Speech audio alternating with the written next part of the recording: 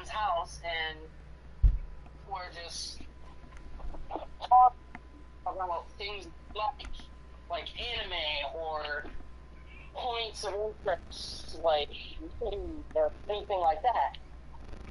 Yeah. Oh yeah, and the live stream started, by the way. Yeah. Anyway. I can see that, so. Yeah, the way that I am playing it is kind of weird because I'm charging my controller through my laptop and my phone is on my lap because I'm charging it through my PS4, and I needed a microphone to catch your voice. Nice. So. Yeah, we're kind of low in the last one, so I mean you could barely hear me. Yeah. But. Yeah, what I was saying about like, okay, back to what I was saying. I think hopefully before you started the podcast again. So as we touched on in the very first podcast we did, Resident Evil. That'd be neat. And we're not just talking about the movies, but the games as well. Yeah, because there was a lot that I have to say about that, and the people, and most likely like people who think that, who mostly fanboys and fangirls about it too.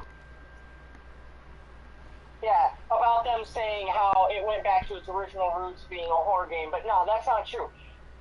Yeah, and Resident Evil roots was a survival game. it was. I mean, in Resident Evil, it did go back to its roots a tiny bit. Yes. Not much, but a tiny bit.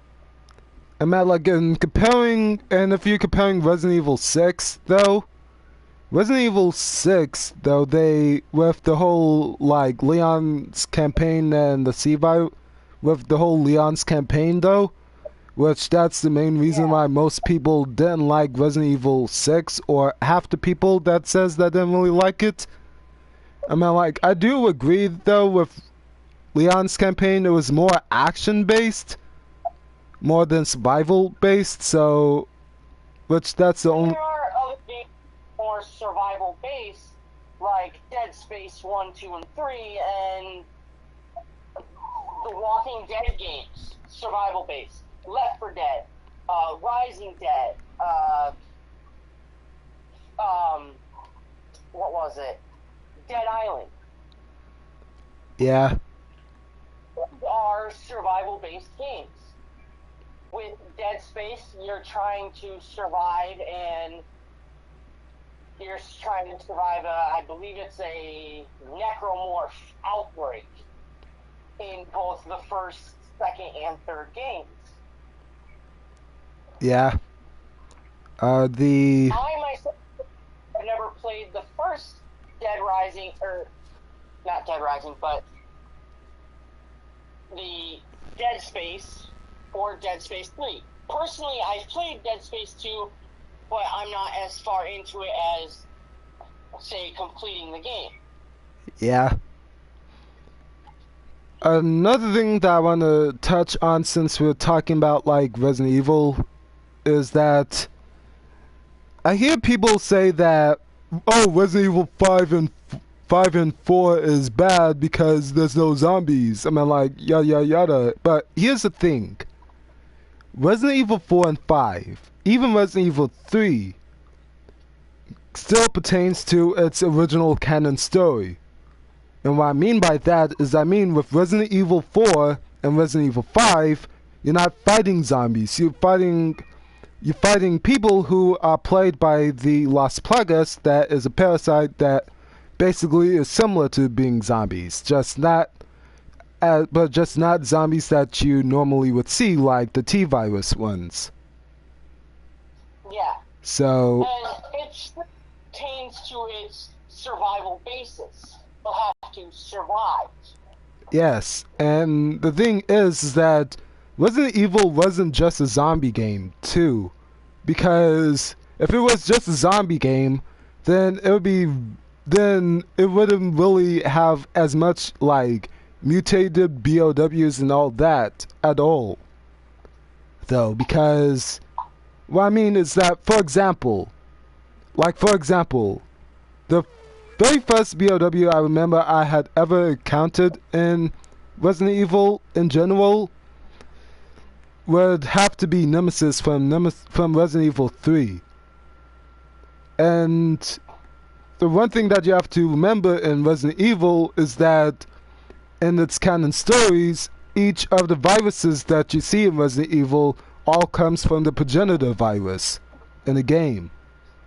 So because of Umbrella trying to like mix the progenitor virus with different strains of species, like the T virus came from the strain of leeches. So therefore that created zombies. So, and the G virus only mutates cells. So, yeah. There's different viruses, and the whole game it's not really about horror. It's about survival and the story.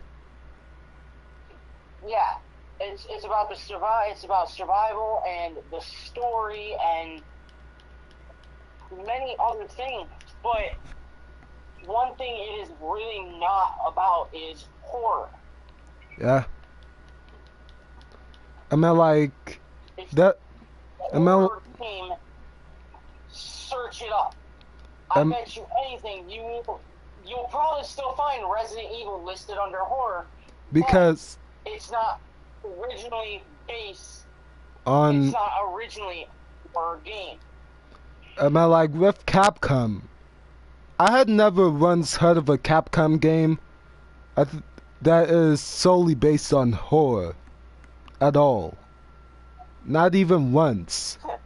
Because I played a lot of Capcom games. I played a lot of them. From like freaking Resident Evil, Devil May Cry, and Dead Rising. And most of the games like Dead Rising, though, and Resident Evil are all survival based, though. Yeah, it has a little bit of horror to it, but it wasn't really originally like that. But they are originally survival based games. Yeah, like for example, you have to find ammo. You have to mix herbs. Resident Evil 7, up to its roots being a horror game, are absolutely wrong because Resident Evil originally was a survival-based game, not horror. That's what people don't get. And the thing is that if you want a horror game, you should look up like freaking Silent Hill, where it's more psychological horror, or like The Evil Within. Games like that, where it's like. Other games like that, there's I'm trying to think. There was one that I remember, and there was one that I remember watching one of the YouTubers that I watched play. Yeah. And it is a full horror game, and yeah. So you want horror, you go, and you want like games that are originally horror games. You go search up games that are originally horror. Yeah, I mean, like games like Resident Evil. It's a horror game. No, it's originally a survival game. Survival game. Yes, Resident Evil has zombies in it, but that doesn't always make it a horror game. I mean, like there's zombie movies and zombie TV shows before that isn't horror. Take Black Ops for example. All the Black Ops games have a zombie thing for it. Yes. Zombie survival map. Yes, but it isn't a horror game. It's not really horror-oriented zombies. It's more survival-based, and apocalypse type. In fact, the very first zombie map, Night of the Living Dead, when Treyarch was designing that map, that game, like, the zombie mode was originally supposed to be, like, just a mini-game. Doesn't really supposed to have a story. But then later on in, like, Black Ops 1 and later on maps, they decided to add a story to it because it makes it more interesting. Yeah, it makes it more interesting, more immersive. Yes, and it gives people to strive for, too. That's what Resident Evil does. It immerses you into a world. Yep. Of survival and chaos and all that kind of stuff. It immerses you into that world.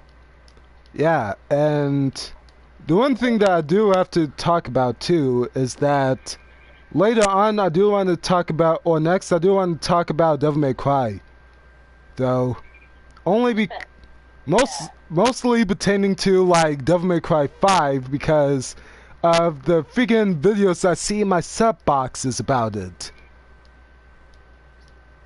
Like, for example, I do have to say before we continue on is that I'm pretty much looking forward to Devil May Cry 5, but come on. But still, why not wait till the game actually comes out or wait till Capcom says anything more about it? Because, speaking of like survival games, and this is totally off topic, but I'm literally getting on my system to play Dead Space 2. And for some reason my controller is being a piece of shit. Yeah, I'm playing the game Vampire, so that's more of a story-based vampire game. Yeah, see, Dead Space is a story-based survival. Yeah. Dead Space 2 is more based off of what happened after Dead Space 1. Yeah. There's even an animated movie of Dead Space. Yeah. There is a Dead Space anime movie, and I personally have never seen it, but I have heard about it, and I've heard it's good, but see, that's the thing. People make assumptions based off of what they hear.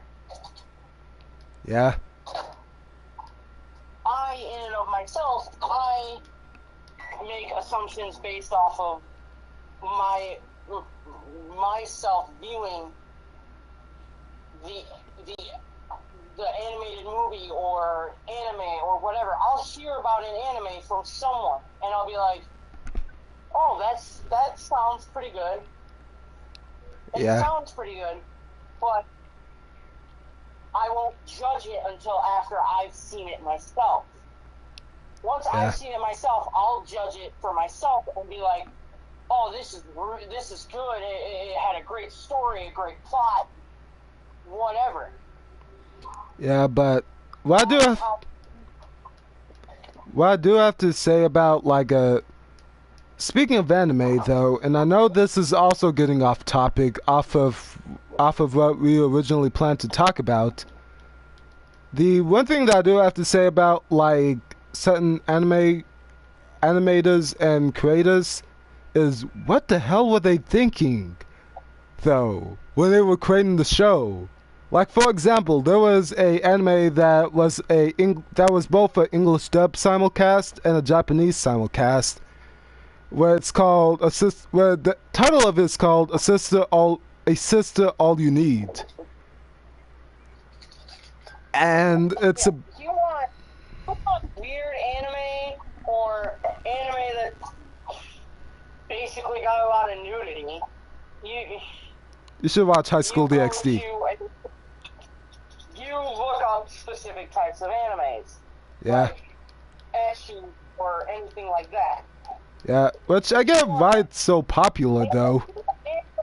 You look up like basically hentai. Yeah. But if you want a thing to actually watch that's got a plot, that is not just like it's got, you know, like, if you want, like, an anime that's got combat, it's got combat and the plot and a good plot and all that, and this is a personal recommendation for me if that's the type of anime you're looking for, Campione, or there are others just like it. But hey, if you look, but hey, on my end though, or in my opinion, the only animes that I would say to recommend for those people, there's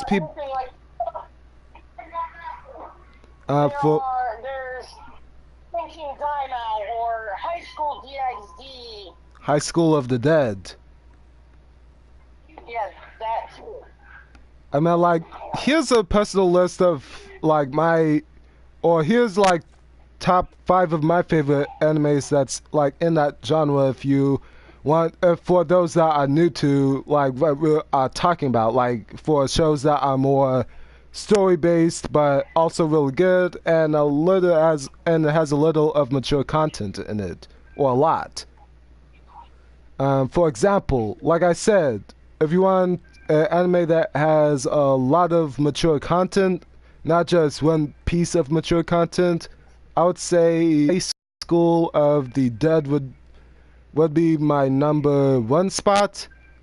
My number 2 spot would be, huh? What? Wasn't talking to you. I was talking to my friend. So what did you say? I said for those, like I said, for the number 1 spot for those that likes anime that has a lot of that has all of the mature content though, but also has a story, I would say High School of the Dead would be my number 1 spot though, because it does have a lot of mature content, but in story wise it's really good and it's also funny. I can think of nudity in every scene, which is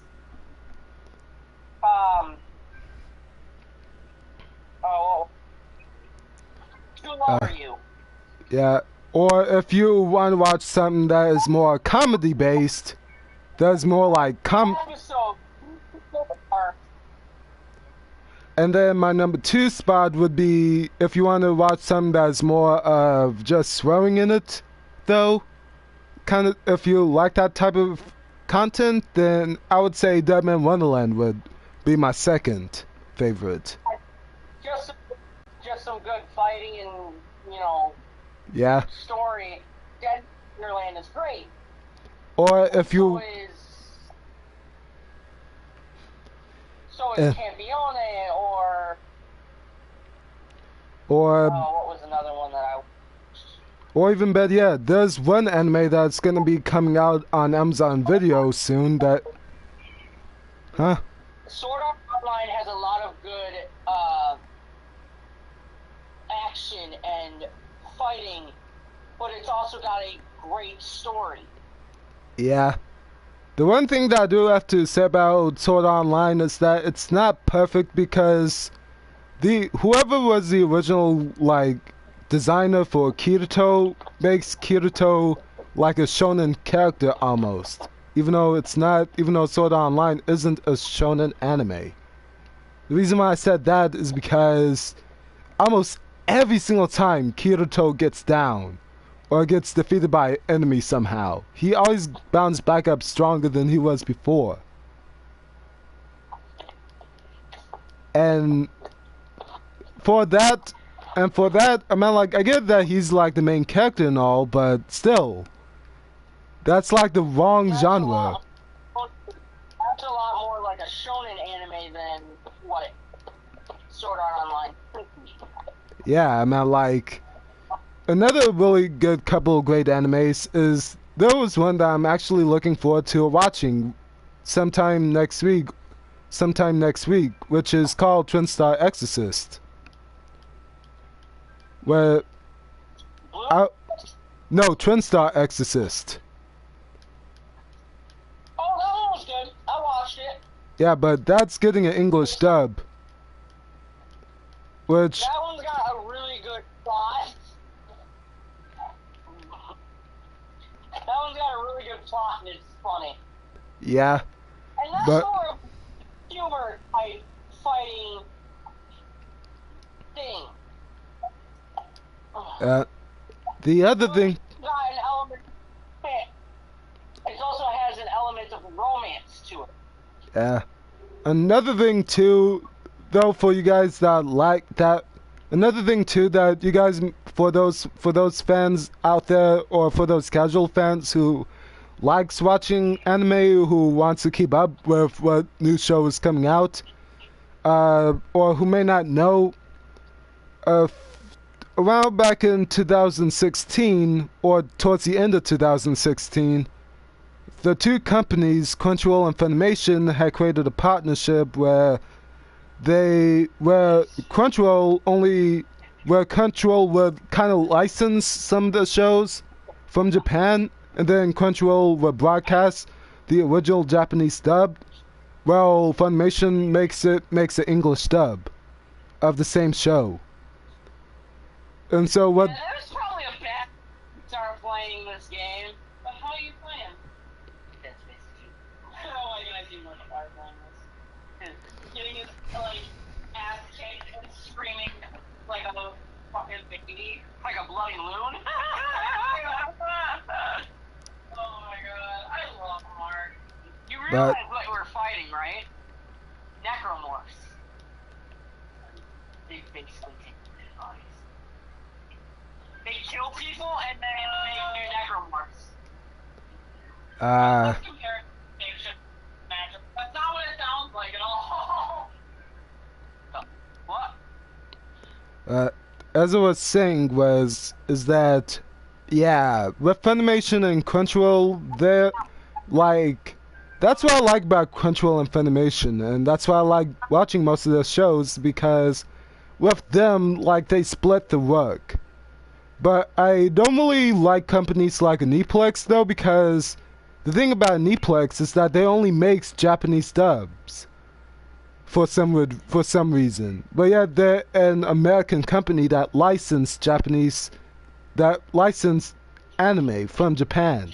But yeah, the only shows that they ever made dubbed was like Grand Blue Fantasy, Sword Art Online, Blue Exorcist, freaking, I think, Durara, if I'm correct. But yeah, other than that, they don't really dub any more of their animes, though. Except that they will only release like very little English dubs, which is bad for fans that is a not non-Japanese native speaker, though. So, yeah. Apart from that, the shows that I think you guys might also like, though, to add to the list, is freaking, like Roger the Assassin said, Campione, High School DxD, even though I do have to warn you, is that the anime is more towards adults. So if you have a kid that... Campione is more No. packed and it has more fighting than it does anything else. Yeah, no, that, but I'm talking about, like, High School DxD. I'm talking about, like, because there's some people I know that there's like a... Geared Huh? towards adults than it is anything else. So, Yeah, I mean, like, I wouldn't really funny enough, I'm actually playing Dead Space 2. So, yeah, I think we should wrap up this podcast a little, because knowing you, considering whenever you get into a game like Dead Space, you kind of lose yourself in it. oh no, I'm good right now. I'm just trying to kill some effing necromorphs. Fucking Yeah. hate this thing. So I think as the last topic, though, I think we should start off with freaking Actually, we should actually start off with like anime live action movie adaptations or movie adaptations in general. You want to know why? Some movies aren't bad, but some.